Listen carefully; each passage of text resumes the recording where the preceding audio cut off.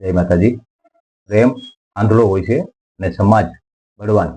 એવું જ તાજું ઉદાહરણ આપણે જોયું રબારી સમાજ અને ચૌધરી સમાજમાં, કે જ્યાં કિંજલ રબારીએ અશોક ચૌધરી સાથે પ્રેમ લગ્ન એટલે કે લવ મેરેજ, કોર્ટ મેરેજ કર્યા અને રબારી સમાજ એકત્ર થઈ અને સમાજની તાકાત બતાવી અને ચૌધરી સમાજ એકત્ર થઈને અને સમાજનું તાકાત બતાવી અને બંને પરિવારને સમાજ વતી સમજાવીને કિંજલ રબારીને પાછા રબારી સમાજમાં સોંપવામાં આવ્યા.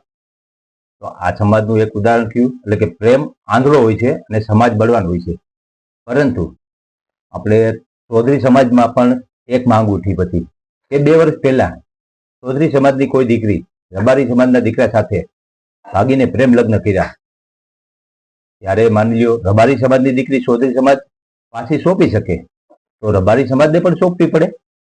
તો તે માંગ ઉઠી અને ચૌધરી સમાજ એકત્ર થયો અને તેમાં ઉશ્કેરણીજનક માની લ્યો બયાનબાજી આવી અને સમાજના અમુક યુવાનો, નવયુવાનો, આગેવાનો રબારી સમાજના ગામ ઉપર સોશિયલ મીડિયામાં તો કહેવાય છે કે હુમલો કર્યો, પરંતુ ત્યાં તે ગામ સુધી પહોંચી ગયા અને કોઈ ગામ ઉપર હુમલો થયો હોય એવું વાતાવરણ સર્જાઈ ગયું અને પોલીસના ધાડે ઉતારી દેવામાં આવ્યા અને સ્થિતિ કાબુમાં કરવામાં આવી.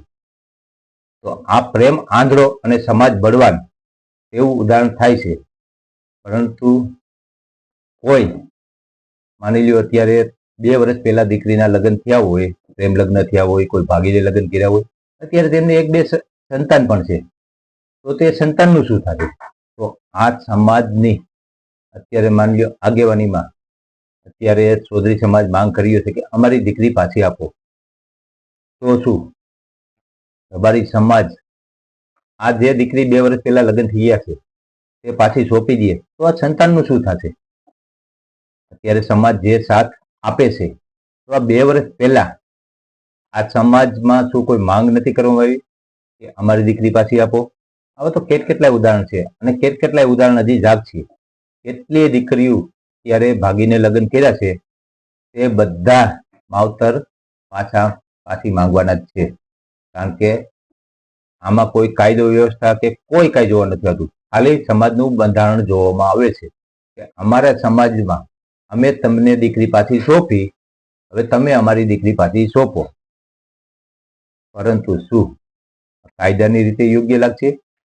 કારણ કે 18 વર્ષની દીકરી થાય ને 20-21 વર્ષનો દીકરો થાય તો બંધારણીય રીતે તે સ્વતંત્ર છે અને કોર્ટ મેરેજ, લવ મેરેજ કે આપણે એરેન્જ મેરેજ ગમે તે કરી શકે છે પોતાની મરજીથી. તો માવતર માની લ્યો 18-20 વર્ષ લગી દીકરા દીકરીને ઉછેરી મોટા કરતા હોય તો તેમના અધિકારનું શું? કોઈ પણ દીકરી જ્યારે તેમના માવતરથી વિરુદ્ધ જઈ અને કોઈ પણ દીકરા સાથે લવ મેરેજ કરી લે તો 18 વર્ષ લગી માવતરે દીકરીને ઉછેરી કર્યું હોય તેમનો કોઈ અધિકાર જ હોતો નથી. અને જો દીકરો માની લ્યો કોઈ પણ દીકરીને વગાડી જાય અને પ્રેમ એટલો જ કરતો હોય તો પોતાની મિલકત, આપણે પત્રકાર શ્રી જગદીશ મહેતા કહે છે કે એટલો જ પ્રેમ હોય તો પોતાની મિલકત 50% એમને ખાતે કરી દો એટલે ખબર પડે. અને સમાજના આગેવાનો ગમે તે નક્કી કરો કે 50% મિલકત દીકરી નામે કરી દઈએ, પ્રેમ ભાગીને કરે તો તેવું કોઈ કરતું નથી. ને આવી વાતોમાં માની લો કોઈ દીકરી કે દીકરો કોઈ ભાગીને લગ્ન ત્યારે કરે છે કે જ્યારે તેમના પરિવારમાં કોઈને આ લગ્ન સ્વીકાર હોતા નથી ત્યારે કરે છે. અને માવતરને પણ સમાજનો અમુક ડર હોય છે ત્યારે સ્વીકાર કરતા નથી. અને સૌથી મોટું પાસું તો તે હોય છે કે બીજી જ્ઞાતિમાં કોઈ લગ્ન કરવા જલ્દી કોઈ માવતર પોતાના દીકરા દીકરીના તૈયાર હોતા નથી, તેથી વિરોધ કરે છે. અને ત્રીજું પાછું કે દીકરી ભાગીને લગ્ન કરે ત્યારે તેમના સુખ દુઃખનો સવાલ હોતો હોય છે. બીજા સમાજમાં જાય તો તેમના રીત રિવાજ તેમને ખબર નથી હોતી અને તેમાં કોઈ જીવનમાં સમસ્યા ન ઉદ્ભવે તે માટે હંમેશા માવતર પ્રેમ લગ્નથી વિરુદ્ધ હોતા હોય છે. અને દીકરા દીકરીઓ કોઈ પણ માવતરની લાગણી સમજ્યા વગર અને ભાગીને લગ્ન કરી લે અને ત્યારે માવતરને હંમેશા નીચું જોવાનું થતું હોય છે.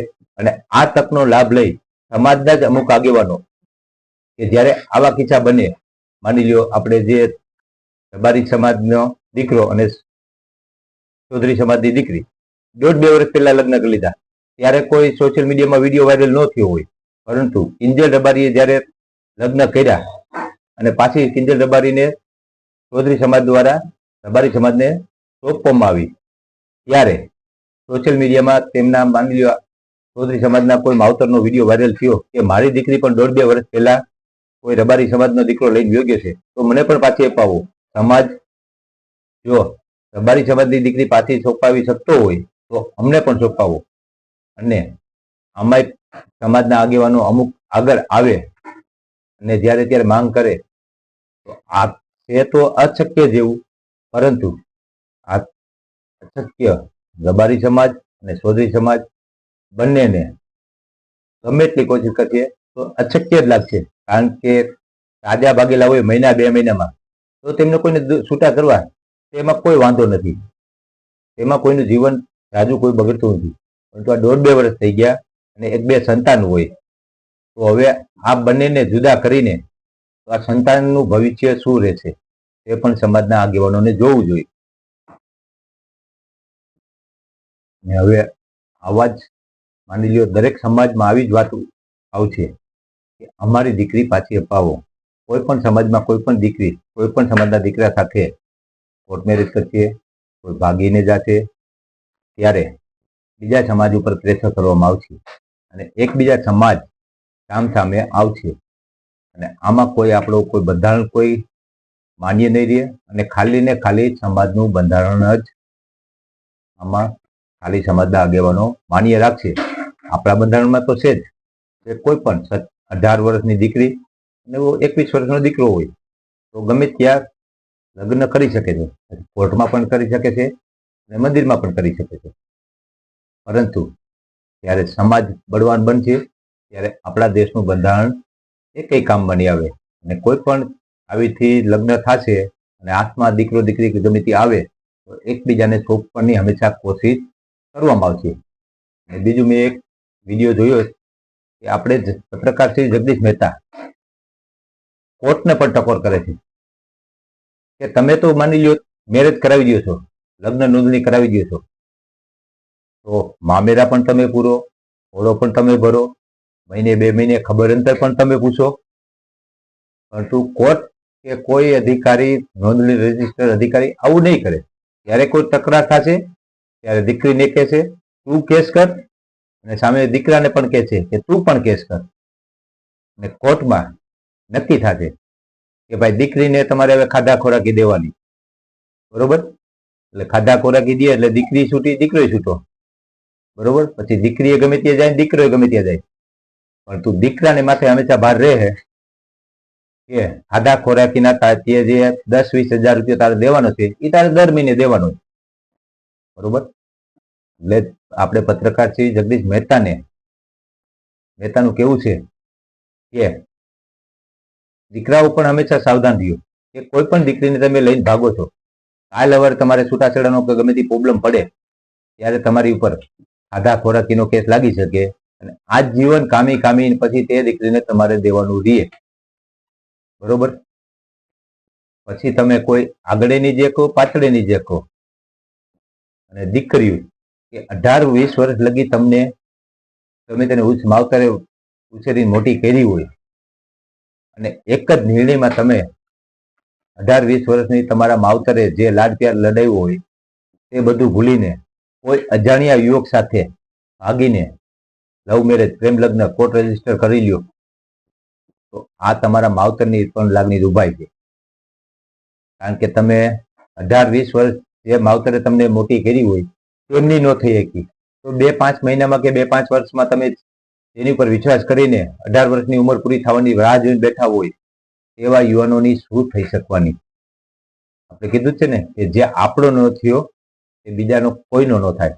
તેથી જે ભાગીને પ્રેમ લગ્ન કરતી હોય દીકરીઓને કે દીકરાઓને કે જે 20 વર્ષ લગી તમારા માવતરે મોટા કર્યા હોય તેમના ન થયા એ તમારા શું થવાના? આટલી વાત ખાસ મગજમાં યાદ રાખજો. જય માતાજી.